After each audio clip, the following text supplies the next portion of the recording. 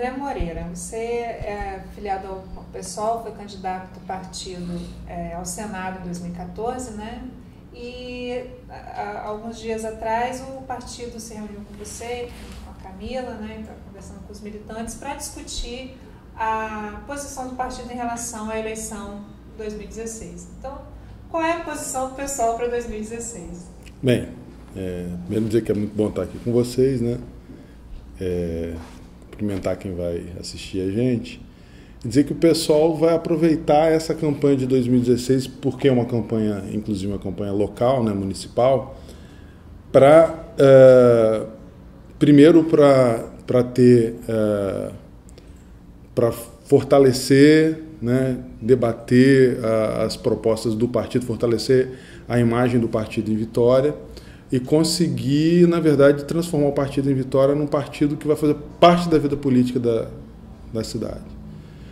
A gente tem duas metas, obviamente a meta que onde se entra no processo eleitoral é conseguir ganhar a eleição, ter uma representação junto ao Legislativo Municipal também, mas mais importante de tudo é que as pessoas identifiquem o PSOL como um partido importante em Vitória, porque os nossos quadros já militam em muitas atividades em Vitória, importantes na área dos professores, na área de direitos humanos, na área de ecologia e tudo mais, mas o partido ainda precisa ganhar essa expressão. É preciso que, quando pensa em política em Vitória, considere o PSOL como um ator importante desse processo. Eu acho que esse processo eleitoral vai cumprir essa função também.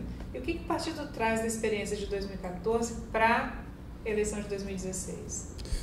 Assim, a gente considera que o PSOL é um partido que tem a capacidade, talvez um dos partidos com a maior capacidade de se desenvolver num processo eleitoral. A gente tem a capacidade de fazer processos eleitorais muito baratos do ponto de vista do gasto com campanha eleitoral, com militância, com muita criatividade. As pessoas que ajudam a gente são extremamente criativas, alguns amigos, inclusive, que não são filiados ao partido, mas que acreditam no partido, são simpatizantes, e simpatizantes também dos candidatos, acabam entrando no processo eleitoral junto com a gente, e a gente espera conseguir motivar as pessoas cada vez mais para isso e para uma nova forma de fazer política, né?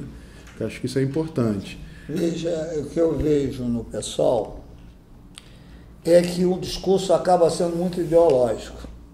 Quer dizer, vocês vão disputar a Prefeitura de Vitória. A Prefeitura de Vitória tem um pó preto, você tem o esgoto, você tem uma série de mobilidade. Aí vocês ficam querendo fazer a revolução. Lá vem isso. Querendo fazer a revolução e o povo está querendo outro caminho. Como é que é a questão ambiental?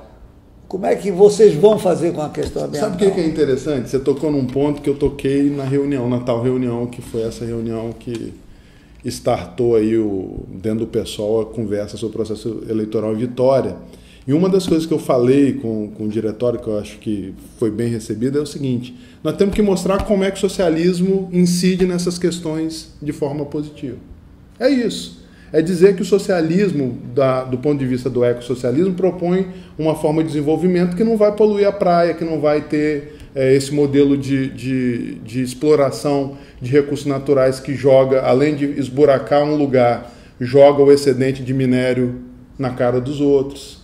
É mostrar como que uma gestão pública da questão da mobilidade urbana é mais interessante para toda a cidade e que não vai atender só o interesse dos donos de empresa de ônibus. Então é isso, é falar o seguinte: socialismo na prática. O que numa cidade como Vitória, o ideal do socialismo pode ajudar? A questão da segurança, a questão do acesso a direitos, porque a gente entende que segurança não se faz só com guarda e policial na rua, que a segurança antipolicial, na verdade, só vai acabar atuando no efeito quando você não tem uma política de segurança de direitos muito bem estabelecida, né? Quando falta emprego, quando falta dinheiro, quando falta renda, infelizmente as pessoas às vezes encontram a saída na criminalidade. E uma cidade como Vitória, que é uma cidade rica, não pode correr esse risco. porque a gente tem condição de evitar tanto a criminalidade quanto os outros efeitos, né, da criminalidade sobre a vida da comunidade toda, a partir de uma gestão que tem o socialismo na sua base. Agora, André, a gente percebe que em outras eleições que o pessoal participou, o partido acaba funcionando como voto de protesto, né? Em muitas ocasiões a gente percebe isso. Você acha, como que o partido sai do voto de protesto para um partido competitivo, vamos dizer assim? Eu queria que você falasse um pouquinho sobre o cenário que vai enfrentar em Vitória, que o partido vai enfrentar, que é um cenário bem diferente, bem pulverizado, né? Exato, muitas candidaturas de políticos tradicionais. Eu acho que essa é a questão do partido sair da condição de partido de voto de protesto. Eu adoro que o voto seja de protesto. Nós somos um partido de protesto e vamos gostar muito do voto de protesto. E acho que nesse processo é que o eleitor começa a se identificar com o PSOL.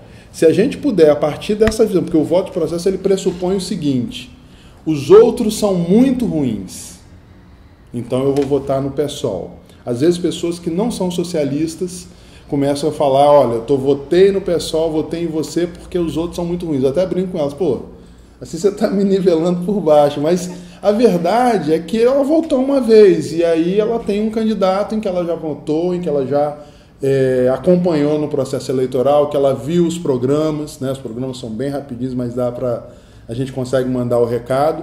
E tendo feito isso, o voto passa a deixar de ser um voto de protesto para se consolidar. Não tem saída, nós não vamos trabalhar com dinheiro captado em empresa, agora graças a Deus não pode mais, mas nós já não trabalhávamos. Nós não vamos trabalhar com estratégias de marketing que diminuam o partido para que possa ser palatável para o eleitor. A gente quer discutir com o eleitor, a gente quer um eleitor que nesse processo também se eduque, o processo eleitoral seja um processo educativo. Tanto nosso, que a gente também aprende muito no processo eleitoral, mas que o eleitor comece a ver que não adianta votar no menos pior, né? Que é isso que tem sido feito hoje. Mas vamos tentar situar vocês dentro de um contexto. Qualquer candidato que está chegando aí para a disputa, ele vai ter como relação sempre o prefeito atual. Sim. Que é uma forma, inclusive, de ele poder apresentar as propostas deles. Debater como é que vocês veem a atual gestão do Luciano Rezende? Eu vou ser duro aqui, não é uma coisa que eu tenho falado sempre, agora vai ficar registrado aí. Acho que o Luciano comprovou que Vitória pode viver sem prefeito, né? Vitória é uma cidade organizada que consegue viver, os serviços públicos continuam sendo tocados, mas falta política pública. Então, acho que a grande marca da gestão do Luciano foi provar que Vitória funciona automaticamente sem prefeito. Agora a gente quer mostrar que é possível melhorar a Vitória, melhorar muito em relação à questão agora da balneabilidade que está aí, né? Eu sou nascido em Vitória, nasci na Vila Rubim. Morei 27 anos no Jardim da Penha, morei 5 anos no centro, moro há 5 anos agora de novo agora em Jardim Camburi. E o fato é que a poluição na Praia de Camburi é um fato constante na minha vida toda. Eu nunca vi a Praia de Camburi balneável. E o sujeito declara que 100% do esgoto estaria tratado e a gente descobre que a praia estava impossível. Agora dizem que já está possível, né? Eu quero ver, vou ver qual é o dia que está possível para poder tomar banho em Camburi, porque tem anos que eu não tomo banho em Camburi. Mas você vai ter nessa eleição, vamos dizer, o Enivaldo dos Anjos pregando botar esse pessoal na cadeia. Pois é, eu acho que essa questão, Rogério, é o seguinte. As pessoas já viram todas essas caras. Já viram Enivaldo, já viram o Luiz Paulo, já sabe que o Luiz Paulo fez uma gestão, a segunda gestão dele tinha problema até da presença dele na cidade, né? Assim, uma gestão abandonada. Eu não sei o que o PT vai trazer, né? O PT talvez seja a grande coisa disso, né? De um jovem bem preparado. Que vem, eu acho que aí a gente qualifica a disputa, né? Agora todo mundo aí já fora, talvez um novo candidato do PT, eventualmente a candidatura do PSTU, do PCB, do outro lado, da direita, todo mundo já é conhecido. Todo mundo já é conhecido, todo mundo já sabe como é que é o tipo de gestão, a que interesses representam. Agora, se as pessoas continuam em Vitória querendo garantir representação de determinados interesses que não são interesses da maioria da cidade, isso é uma decisão que vai caber ao eleitor durante a eleição. Agora, não acho que seja tão difícil colocar um novo candidato num processo eleitoral como esse que virá, né? Inclusive o fato de ser pulverizado o processo pode dar mais presença dessas candidaturas que seriam chamadas de candidaturas pequenas, né? E eu queria que você falasse um pouquinho sobre as peculiaridades dessa disputa. A gente está com um recadastramento biométrico em Vitória que não atingiu nem 40% do eleitorado, falta um mês para acabar. A gente vai ter uma eleição de 45 dias sem financiamento de campanha. Como é que você vê isso? Como é que vai ser esse pleito que provavelmente vai ser totalmente diferente? Podendo ser a eleição de um turno só, inclusive. A primeira questão é essa questão da possibilidade de um turno, né? E eu acho que isso é muito ruim. É muito ruim porque toda eleição de um turno faz ganhar aquele que não tem maioria, né? Então, a ideia da maioria absoluta, de conseguir a maioria absoluta no sistema de 2 turnos, pressupõe que na primeira disputa, né, no primeiro turno, as ideias são mais importantes, então você é fiel às ideias que você defende, tenta fazer com que o candidato que representa melhor o seu perfil se saia melhor e vá para o segundo turno, e no segundo turno há aquela necessidade de confluir ideias, de separar o que é fundamental numa disputa e o que pode ser conciliável. E aí o segundo turno tem sempre essa possibilidade de avaliação se vai haver ou não adesão dos candidatos que não alcançaram as 2 primeiras posições a uma das 2 candidaturas. O PSOL tem avaliado que em determinados momentos não perdemos, a eleição está perdida no primeiro turno e que não vale a pena sequer você fazer apoio ao segundo turno a nenhum dos candidatos. Se a eleição não tiver nenhuma surpresa, é possivelmente o que o pessoal vai fazer aqui, né? Porque entre Luiz Paulo e Luciano não faz diferença, né? Mesmo o menino do PT que pode vir aí, o PT tem essas gestões do COSER que são um problema sério. Eu não sei se a gente estaria disposto a apoiar ninguém num eventual segundo turno em que o pessoal não participasse. Mas o fato é de que só ter um turno é muito ruim, porque você terá um prefeito eleito com menos de 50%, como tem acontecido em algumas entidades, em algumas associações, em alguns sindicatos.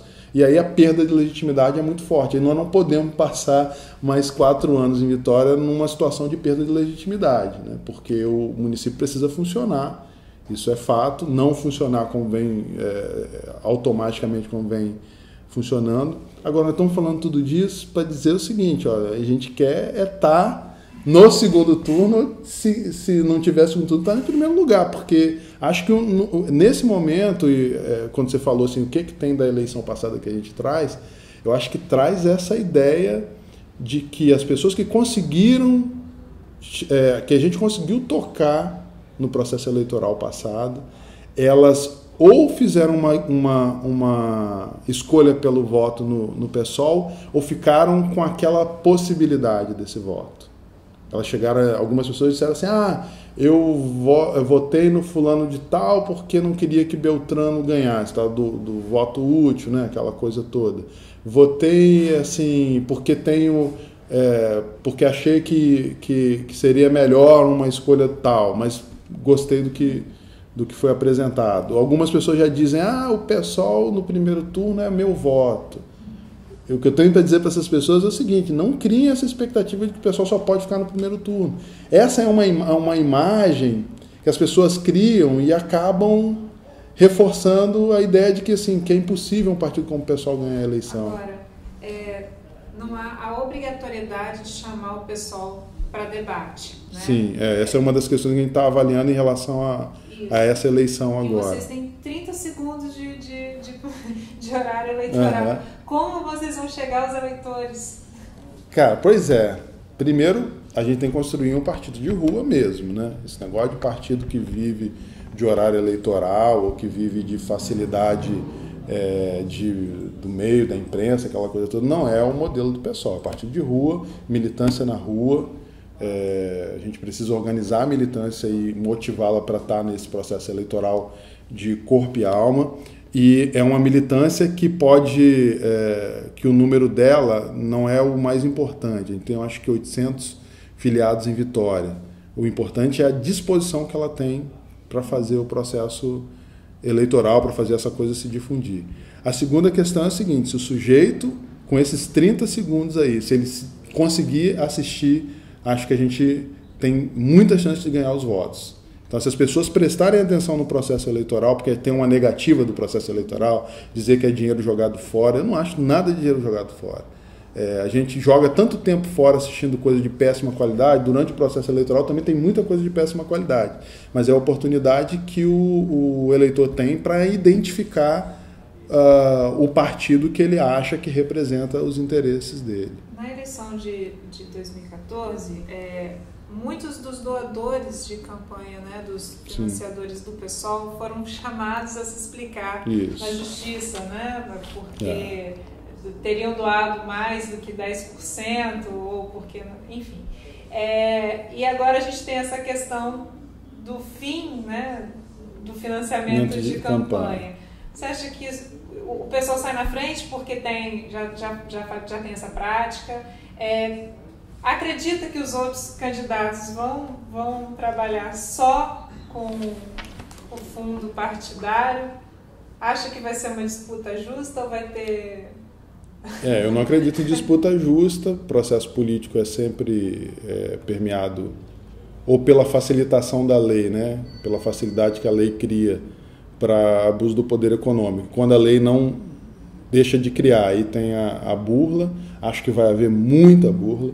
Gostaria muito que o Ministério Público tivesse atento. Você diz burla, você diz caixa 2.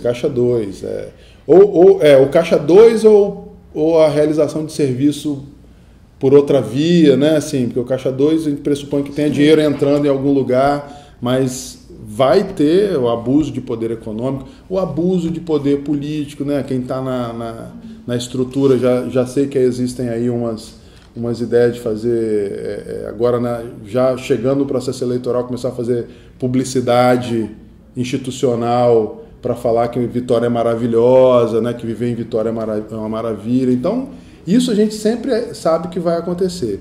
O que a gente tem no pessoal é o seguinte: a tranquilidade de que se o sujeito pegar a nossa prestação de contas, ele pode ali identificar que não tem nenhum desvio, não tem ponto fora da curva. Se você pegar a prestação de conta de um candidato que trabalha nessa lógica tradicional aí do processo eleitoral de ganhar muito dinheiro, pode fechar a conta, mas não fecha a aparência. Não tem como ele ter tantas pessoas doando a ele, porque, na verdade, se você pegar as doações que a gente tem visto aí nos últimos anos, os doadores são poucos e os valores são altos. Então, você não vai conseguir ter aí 2.000, 3.000, 5.000, 10.000 pessoas doando. Não é uma prática, entendeu? Até porque o brasileiro não tem essa cultura. Não tem essa cultura. Então, 1 milhão vinha facinho. A gente costumava falar, Rogério, que para o sujeito doar 50 reais para o PSOL, era tão difícil quanto para a empresa doar 1 milhão. E o sujeito que doou 50 centavos ou 50 reais, ele ficou preso na malha fina do processo eleitoral, porque como ele era trabalhador que recebia menos do que o limite necessário para declarar imposto de renda, para pagar imposto de renda, ele estava isento da declaração. E aí, então, o Ministério Público pressupôs que, como ele não declarou, que ele recebia zero. Então, 50 reais justificou abrir um procedimento contra esse sujeito. Pois isso não afasta, não, doador de campanha? Eu acho que essas pessoas não doarão mais. O trabalho e o medo tão grande que dá nessas pessoas, que elas não doarão mais. E a nossa prática é a doação democrática de filiado ou de simpatizante, né?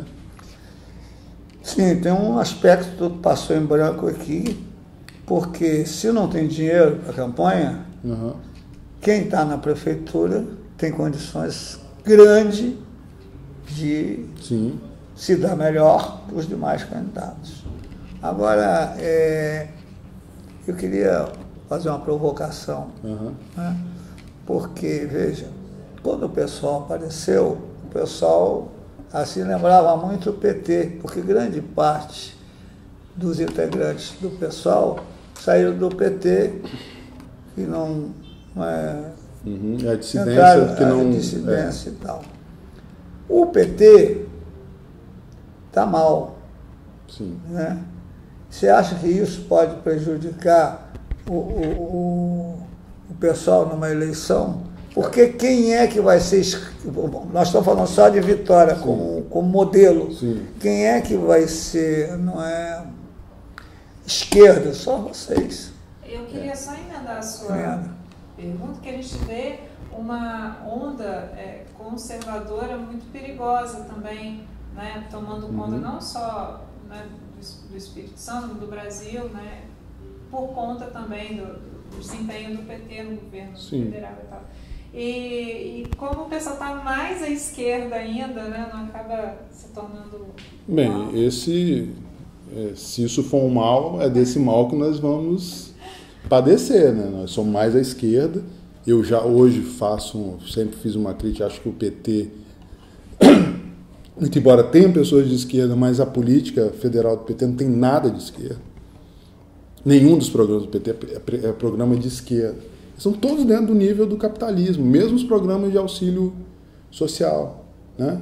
Você imagina que o grande problema da elite brasileira, que é o Bolsa Família, é um programa que é pensado até pelos pensadores do capitalismo, né?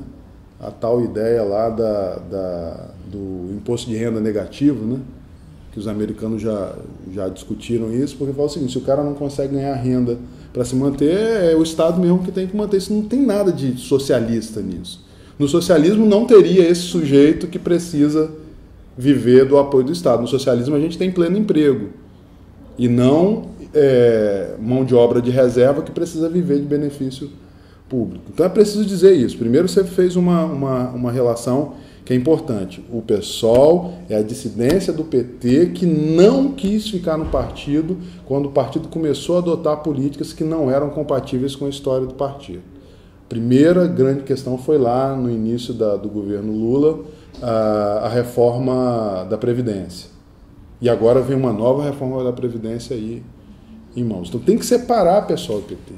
Separar de forma muito clara. Se o PT tenta se recolocar no plano da esquerda, que eles façam esse exercício. Por enquanto, hoje, para o pessoal, as políticas do governo federal, do PT, são políticas de direita. Mesmo essas que a gente, ainda dentro do plano aí do capitalismo, defende, como a questão do Bolsa Família, porque enquanto houver mão de obra de reserva, tem que ter gente vivendo de apoio do governo federal. Tem que ser isso mesmo. É o capitalismo que tem que pagar para as pessoas viverem para fazer a função que ele quer, né? Porque essa mão de obra de reserva é que no capitalismo regula o mercado de trabalho, porque senão o trabalhador estaria se impondo no mercado de trabalho. Então, é nada mais justo, dentro de um sistema injusto como o capitalista, que o nosso imposto de quem está recebendo renda financia a vida daqueles que por conta do sistema não estão financiando. E as empresas é que tem que pagar mais ainda. Essa é a grande questão que a gente tem que fazer hoje, é fazer uma reforma que faça com que quem pague pelo capitalismo, pelos desajeitos do capitalismo, sejam os capitalistas. Porque quem tem pago hoje são as classes mais pobres. E dá para fazer isso no plano municipal. A gestão do IPTU, o Rogério sabe disso, né?